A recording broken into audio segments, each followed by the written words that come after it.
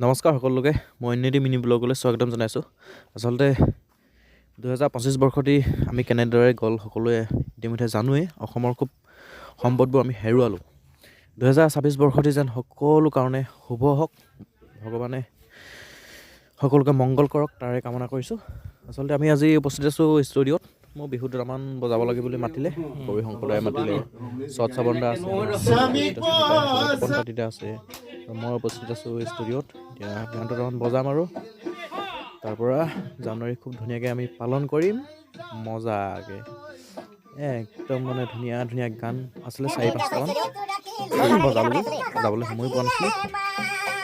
বজাই মেলি মজাকৈ আমি পাৰ্টি কৰিম দেই। তাৰপৰা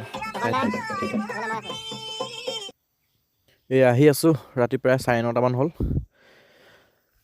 একদম মানে বাইক লৈ আহিলোঁ চকনা। বাইকৰ মানে পোহৰে একো কামেই কৰা নাই, ইমান যে ডবল ঘন কুঁৱলী, বাপৰে বাপ। এয়া আপোনাৰ 9:30মানৰ দৃশ্য, একদম বহুত ঘন কুঁৱলী। আচলতে সন্ধিয়াৰ পৰা বজাই 9:30মান ভিতৰত 5টামান গান খতম কৰিলোঁ আৰু গুচি আহিলোঁ। এতিয়া ৰাস্তা বিচাৰি আহিব লগা হৈছে আহোঁতে। একদম কুঁৱলী, এনেকুৱা কুঁৱলী, বাপৰে, ঠাণ্ডাত অৱস্থা নাই। কপি আহি আছোঁ আৰু বাপৰে। আপোনালোকে শ্ল' ড্ৰাইভ, লং ড্ৰাইভ একেবাৰে ধুনীয়াকৈ ক'ৰবাত যদি যায় ঠাণ্ডা দিনত, গাড়ীয়ে হওক বা বাইকেই হওক যিকোনো, একদম মজাকৈ ছেফটিকৈ আহিব হা। একদম লাহে লাহে, নহ'লে আকৌ এক্সিডেণ্ট হোৱাৰ পৰা চান্স থাকে। কিন্তু বহুত এক্সিডেণ্ট হয়। ঘৰত আহি ওলালোহি চকনা। ঘৰত আহি পায়ে দেখিছোঁ জেকেট পূৰা তিতি আছে।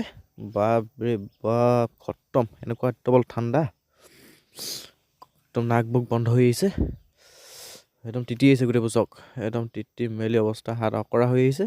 হেণ্ড গ্ল'ভ লগাই আছিলোঁ বাৰু, হ'লেও হেণ্ড গ্ল'ভৰ ভিতৰত একদম ঠাণ্ডাৰ পৰা হাত অৱস্থা বেয়া হৈ আহিছে।